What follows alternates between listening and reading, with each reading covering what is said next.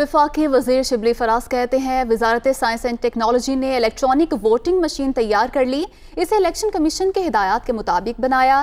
ای وی M بیرونی مداخلت سے پاک ہے، اسے جلد کابینہ، پارلیمنٹ، اپوزیشن جماعتوں اور الیکشن کمیشن کو دکھائیں گے۔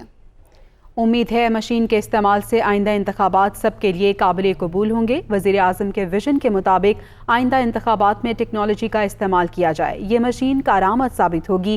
یہ مشین الیکشن کمیشن کی ہدایات کے مطابق بنائی ہے۔ انتخابات میں ہارنے والا امیدوار نتائج تسلیم کرے، اس کے لیے انتخابات میں ٹیکنالوجی کا استعمال مددگار ثابت ہوگا۔ ای وی ایم میں نہ انٹرنیٹ اور نہ آپریٹنگ سسٹم ہے۔ انٹرنیٹ اور سافٹ ویئر ہونے کی وجہ سے یہ بیرونی مداخلت سے صاف ہے۔ یہ مشین جلد کابینہ، اپوزیشن جماعتوں، پارلیمنٹ اور الیکشن کمیشن کو دکھائیں گے۔